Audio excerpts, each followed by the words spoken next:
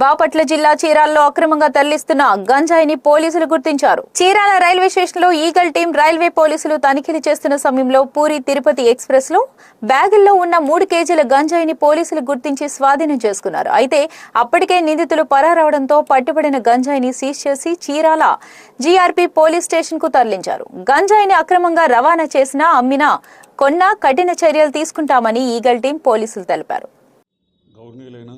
బాపట్ల జిల్లా ఎస్పీ గారి ఉత్తర్వుల మేరకు ఈరోజు ట్రైన్ చెకింగ్లో భాగంగా జాయింట్ యాక్షన్ టీం బాపట్ల నుంచి చీరాల వరకు పూరి తిరుపతి ఎక్స్ప్రెస్ని చెక్ చేయడం జరిగింది. ఈ చెకింగ్లో భాగంగా జనరల్ కోచ్లో చెక్ చేస్తుండగా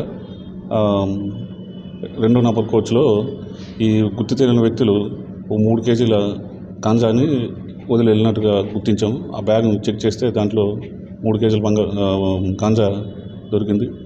దీన్ని జీఆర్పీ పోలీసు వారికి ఫర్దర్ ఇన్వెస్టిగేషన్ నిమిత్తం అప్పగించడం జరిగింది.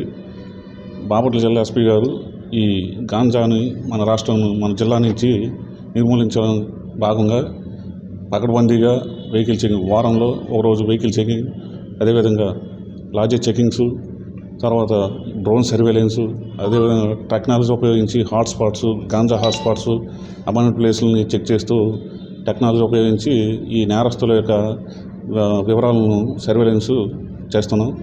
ఈ విధంగా చేయడం వల్ల మన బాపట్ల జిల్లాలో గాంజా ఎక్కడ కూడా వాడినట్లు మనకి ఇన్ఫర్మేషన్ లేదు. అదేవిధంగా ఎక్కడ వాడటం లేదు, అదేవిధంగా ఎక్కడ పండించడం కూడా లేదు.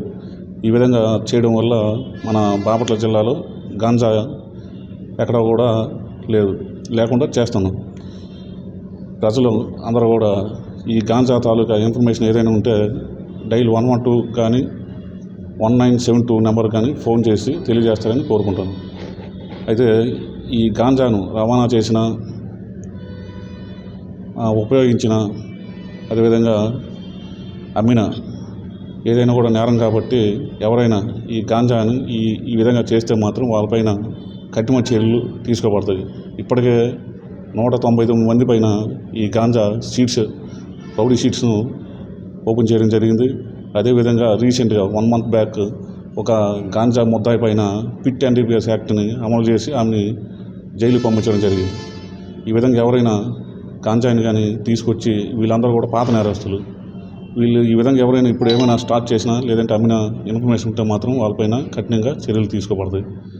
అదేవిధంగా వాళ్ళపైన షీట్లు కూడా ఓపెన్ చేయబడతాయి.